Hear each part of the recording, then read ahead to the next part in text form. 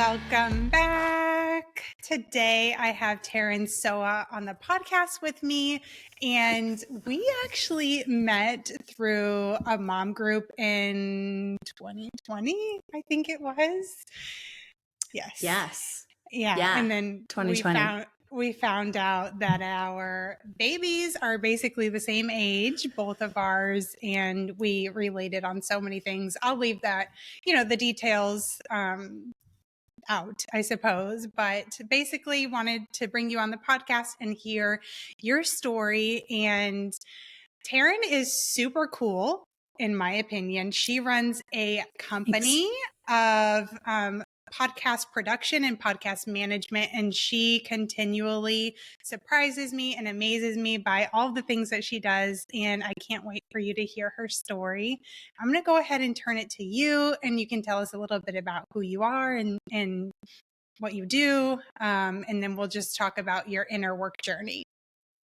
Yeah, of course. Well, thank you for, excuse me, having me here on the podcast. I obviously, as you mentioned, I'm a podcast producer and manager, so I love podcasts. I like being on them. I like listening to them. Everything podcasts I think are great. So I'm loving this.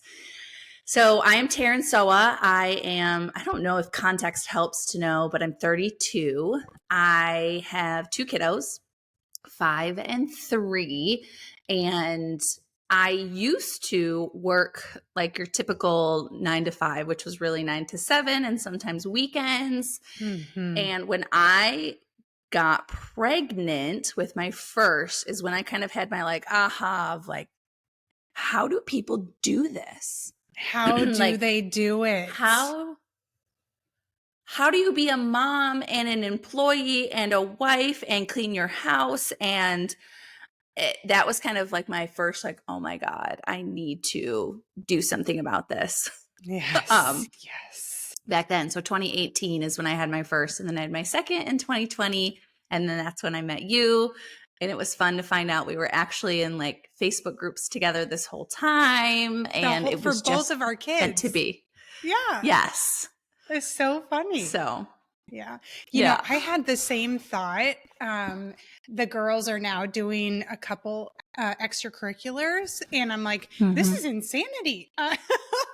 But currently, that's my current state. How are people working full-time jobs and taking them to the extracurriculars and eating healthy and doing all the things, and they're not. They're not. Yes. And that's why we blow up. Yes. All right. So let's talk about what life was like before you had this. I forget the word that you didn't use awakening, but that's what I kind of had in my head before you were like, okay, how do people do this? And you kind of something's got to change. Yeah. What were you doing for a living? How did you view yourself? How did you view the world? Whatever comes up for you. So this kind of goes back to even pre-kids. So we lived in Chicago, and I worked usually 9 to 7 most days. And then my husband worked nights and weekends. So we never really saw each other. We were kind of ships in the night. And I just remember starting my job, my first one, and I instantly hated it. And I remember calling my mom and being like, is it normal to hate your job? Does everyone hate their job and we just don't talk about it? And she basically said yes, and to stick it out. And so I did physical therapy for 7 years. And you really did stick it out. I stuck it out, and I used to be so anxious to the point where I would get to work an hour early to try to prep and try to control my day, but I would end up in the closet having a panic attack or crying. And then I would work, and at the end of the day, what I would do is then I would make pasta, and then I would drink wine and watch shows, and then repeat it all over and over. And I was just in this cycle where I was so unhappy, and I just thought that's what was normal. That's what you were supposed to do. And I can kind of then fast forward to my awakening was the sense that, okay, I'm going to become a mom. I can't live like this. Yeah. So what I thought was to quit my job. So I saved up. I was going to take a year off when I had my first, and we were going to move out of the city and move in with my mom just to kind of get our feet on the ground. And I thought that's what was going to help my anxiety. And it did for a little while. Like, I Mm. loved being a mom. I loved being home, but then it started creeping in again, and I started getting overwhelmed again. And this pattern kind of cycled through itself a few times in my life. And then I Yeah. remember finally in 2020, I'm like, I need actual help. I can't do this Yes. alone. Yes. Thank you so much for sharing that. I like society perpetuates that, just like push through. So Mm-hmm. common to get that advice. I've gotten that advice many times, and it's like, wait, I get like if it feels difficult and fears coming up and all of that. But if you genuinely are not happy and you don't like what you're doing, that's a goal that I have, is like give people permission to honor themselves. Mm-hmm. And so I'm so glad Yeah. that you did. Yeah. And I don't think my mom meant any ill will by saying to No. push through, because that's what she's done in her life. And she's been, her level of success. Like, she's happy with Yes. it. Whereas I took it and I was actually ignoring my body and ignoring my feelings. And I remember our first session, you asked me like my feelings, and I'm like, what? I don't have feelings. I don't feel anything. Like, feel it in my body. What are you talking about? So yeah, you just cut to the chase. So in 2020, you needed help. And it was so funny because I was starting my business. I worked at NASA at the time, and I put out a survey in one of the Facebook groups that we were in, or actually possibly both. Mm-hmm. And maybe elsewhere, I can't honestly remember, asking just, I was trying to get to know my ideal client a little bit more, and I was asking questions. I think that might have been how you found me. I can't Does remember. I that remember sound it was a right? post, and you Yeah. at the time you called yourself Best Self Mama, and I was like, "Oh my Yes. god, this is perfect. What is this?" Yes. So, okay. So say a little bit more about, yeah, I must have asked you like, okay, where do you feel in your body? And you were just like, what are you talking about? Yes, and that was kind of my first task, was feeling feelings. And I will Mm-hmm. be honest. Okay, so it's now 2023 as we're recording this. It has taken me, and I don't want this to sound like, oh my gosh, this is so much work. It's going to take forever. Like, Yeah.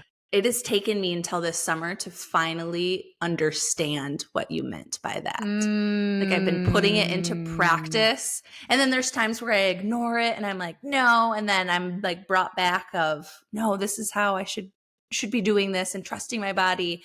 And until like this summer, this is the first summer I have been anxiety free. Wow. Okay. So there may be other people that can resonate with you. So, what do you think got in the way of you really understanding what I was referring to? And then, what was the shift?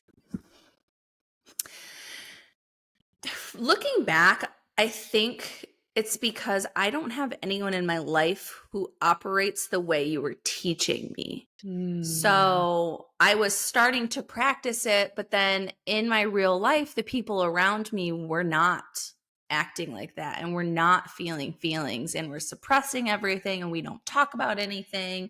And that is, I don't want to place blame, but I morph into the people I'm around. And it's like I would practice a little bit, but then the people around me weren't like practicing it back. So that was really challenging That for is, me. I, yes, I kept going through. I started my own business. I have yes, grown it to a point where this is not like a brag, but like to a point where I don't ever have to think about going back to physical therapy. yes. And this is my turning point, was I have now built this and I am anxious still. So that's when Mm. I'm like, okay, I need to get like 100% serious about this. I need to change things. I need to listen to my body 100%. And that's really what tipped me over, was finally realizing like I changed my environment, I changed my career, and I'm still feeling anxious. So it's a me problem. Yes, yes, yes. Okay, I have a few things on that.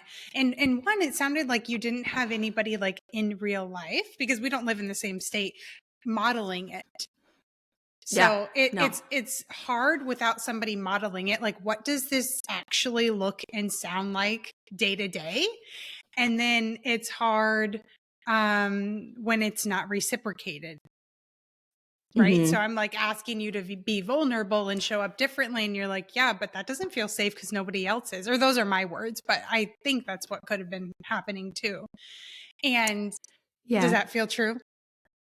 That feels true. And I do want to note, I was still incrementally improving during this time. So it's like, even though I Yes. didn't have somebody to model with me, I was still improving and improving. Yes, yes, yes. I witnessed that virtually as much as I could. And then when I would see you, Taryn came to 2 Bravecations, our 4-day retreat, and I can Mm-hmm. see the shift for sure. Like between the first and the second one, for sure. Mm-hmm. Yeah. Aw, yay. Yay. And I love that you brought up, okay, I changed my external environment and maybe started changing some of my behaviors, but on the inside, I still have some of these feelings. And I talk about this with some clients. I don't think that we've actually talked about this, but there is this pyramid of change, and it was by Robert Dilts, I think is his name. And he talks about how people will, let's say, like weight loss, they'll try to like change the environment first, they'll try to change their behaviors and start implementing a new routine. But when you start off at the bottom of this pyramid, it's so much harder to create long lasting change, because it's Mm. addressing more of like the symptoms. So you might change Yeah. for a bit, but then fall back, change for a bit, or like in dieting, for instance, like kind of the yo-yo dieting, versus at the top of the pyramid or close to the top, we have an identity change. So I love talking about this, and you can let me know if this resonates with you. But I hear a lot of people say, well, I'm just an anxious person, or something along those lines. Like anxiety is my Mm-hmm. default. And so we have to change your identity, because you didn't come out of the womb anxious. You learned Yeah. that. You learned that. It feels like I did, but yes, I think you're right. You're like, I don't know about that stuff. I like that. I can relate to that. And I think too, what helped me, another piece, was I started going out on social media and looking for what I call expanders, because I didn't have these women Mm, in my real life. So I started finding my online community of women who had what I wanted. And that sometimes meant yes. business and how much money they made. But then it also is like, wait, you're not anxious all the time? This is possible? Yes. And Yes. that's, I think, helped put the identity in my head to see someone else is doing this, living a great life. Oh, I Yes. can do it too. Bring it on. Bring it on, baby. I love Mm-hmm. that. I love that you like intentionally search for expanders, because sometimes I feel like that happens for people, but it's not necessarily an intentional, like, let me find what I'm looking for. So that's so beautiful. Okay. So we talked about like what was the shift, but was there anything that you can share with everybody listening about what you did specifically this summer that you think unlocked you not identifying as an anxious person anymore? Or you said at the beginning you haven't felt anxious. I don't know if you said how long at this point. It's probably, I mean, I do have a little anxiety that comes now, but I can tell it's like a true anxiety from, like, we are prepping to move. So I have Yeah. some anxiety around that, but I can pinpoint why I'm anxious versus just this general anxiety where I'm like, I don't even know, why am I anxious? Everything's good. So Yes. there's a lot of things that I started doing. And I think What it boils down to is I chose me. Mm. And I've had to learn what works for me. And getting out in nature every day really helps my anxiety. Yes. Eating breakfast. Like, I never ate breakfast. I would just wake up, have my coffee, and off I went. And I learned from like the hormonal level side, your Yes. cortisol, that just like spikes your cortisol. So I'm like, okay, here's some external things I can Yes. do. And you and I started working together on a one-to-one basis. And I've been so vulnerable about everything that I feel. Like, Mhm. I now allow it, I say it, and Mhm. it helps. So that's something. And then I'm also in the Brave Breathwork program right now. And I have learned my body loves breath work. It really helps Loves me feel it. stable and calm. Yeah. Yes, So your it's like, body these are all loves things it. I chose me instead of putting someone else first or anything else. Like, these are things where I'm like, I know for me to run a successful business that I need to have breakfast, I need to have some alone time in the morning, and I need to get outside. Yes. And then the day goes smoother. Yes, much smoother. I love that. So, Thank you for sharing. I have a feeling that so many women are going to be able to relate to that because so many put themselves on the back burner because that's what we're supposed to do because we're moms. But then if we're mhm. not bringing the best version of ourselves, we can't give more to other people than we have available. Yeah. Yeah. And that, Yeah. I feel like that's really hard. And that is a lot of the advice out there, like self care. And okay, we're both moms. Like, it is not easy to just find 2 hours of self care time. I'm talking like I'll go for a 15-minute walk with my dog in the woods while my husband's with the kids. Or, Yes. my breath work, guess what? They're in the other room, but I'm still doing it and I'm learning to kind of like block them out where I can have my moment because sometimes I can't get away from them. By the way, guys, I Exactly. homeschool, so I definitely can't get away from them. They're here all She the really time. can't. You're always with them, which it honestly blows my mind that you are running this business and homeschooling them, and you take care of them most of the time because your husband works so much. So, Mm-hmm. exactly. And I think that most people don't talk about internal self-care. So allowing yourself to feel your feelings is self-care. And whether that's Yes. yes, it doesn't have to be like go get your nails done at the salon for an hour and a half. Like that's not what I mean, that's good. It has benefits. Yeah. I have my nails painted right now, and that's not what I'm referring to. Yeah. Yeah. Like, Yeah. literally, that's a great example because now what I do is on my app, on my phone, on my little notes app, I put in the feelings wheel. And then when Yes. a feeling kind of comes through and I'm not quite sure what it is, I'll pull it up, I'll look, and I'll just literally name the emotion. And then what I do is I go, my body knows what to do with this. And off it goes. So much self-trust. I love that. And I'm so glad that you mentioned the feelings and emotion wheel because many people in this community were raised by emotionally immature mothers and don't have the Mm-hmm. vocabulary, right? Because Yeah. feelings were suppressed. So Mm-hmm. just something so as small as that can be so helpful to create shifts. Yes. If you could take one thing away, I feel like it's that. Like, I know I do with all these other things, but just naming the emotion, Yes. it's like a relief. You're like, oh, Yeah. I just feel desperate right now. Okay, fine, whatever. And you know what? This paired with openness is the grand simplifier. So even if we say it out loud to ourselves, that's being open with ourselves. But if we say it out loud to someone else, obviously someone who is going to handle that well, if we say it to an Mm-hmm. emotionally immature narcissistic person, probably not going to go great. So there's Yeah. caveats here, but Yes. openness in the right context can simplify everything because so often our minds will just blow things out of proportion like, oh my god, I feel desperate, and then like create all of these stories about what that means and what's going to happen and what's not going to happen, and it's like, oh wait, no, I'm Mm-hmm. just having a human experience. Great, this will come and go. Great. Yeah. Yes, Yeah. 100%. Anything else that you want to share about your journey that's been helpful that you think others might need to know? Yeah, I kind of mentioned this earlier a little bit of I don't necessarily have people in my immediate life who operate the way that we operate. And I know a lot of women in this community do have, maybe emotionally immature parents. Mm-hmm. And I spent quite a bit of time trying to heal relationships with my parents.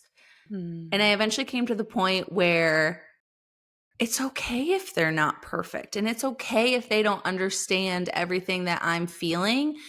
I have found a different sort of community to hold my back. So, like you, Steph, like I know now that I can come to you and process Yeah. these things instead of trying to go to my mom maybe and not getting the response or like Yes. comfort that I want and then spiraling versus I now have a community of women who like are going through the same thing, or like I have a mentor who can help me go through it and process Yes. everything. Yes. I So love that's that. That's been helpful.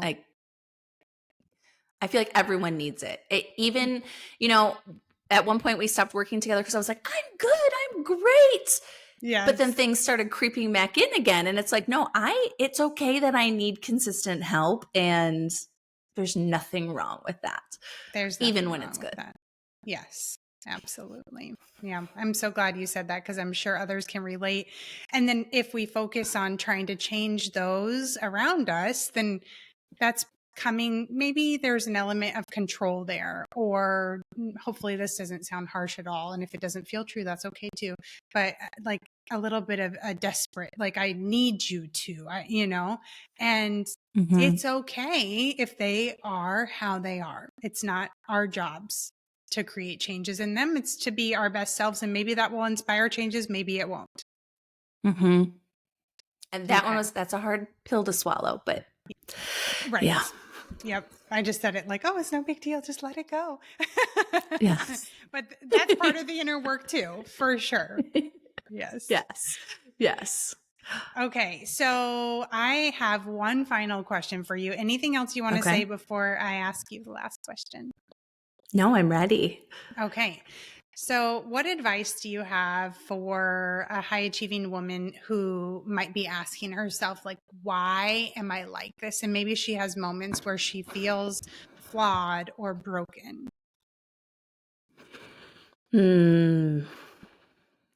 That's a good question. And I'm almost going to piggyback on like what I was just saying is find support in someone else that can show you that you're not broken, because Mm-hmm. you aren't. You're not. I remember feeling that at times where I'm like, there's just something so wrong with me. I need to fix me. And yes, personal development is fixing yourself. I don't really like to use that word. It's improving yourself and teaching yourself the skills that maybe you weren't taught. And Yes. it's never too late to learn them. So, like, find the support, because as women, as mothers, we all need support, whether that's a free support group or whether that's like a one-on-one coach. I don't care, but like, find people who Yes. can hold you so that you can keep holding your babies, right? Like, it's Oh, ultimately for them. oh. I got a Mm-hmm. little teary eyed and goosebumps everywhere. Yeah. I love that. I know, I I have love chills. I'm that. like, that is what it Yeah. comes down. I want to break a cycle. And I'm sure that's why many women who are listening to, like, they're like, I want to do it better for my babies. And the way you can do it better is by working on yourself. Yes. Oh, I couldn't agree more, but obviously I'm biased. um, but 100% agree. Okay, so let's say someone's listening and they want to connect with you, whether it's like, oh my gosh, I really resonate with her, or they're like, Mm-hmm. I want to start a podcast. How can people find you? Yeah, of course. So I always like, if you're looking for a friend or someone to chat to, like, hop over and you can find me on Instagram. It's Taryn.Sowa, and we'll put it in the show notes. And then if you're interested in, podcast management or production, you can also find me on Instagram. I have all my links there, or just go to tarynsowa.com and I would happy to chat with you and talk ideas. Yes, wonderful. Thank you so much for coming on today. I can't wait to share this with everybody.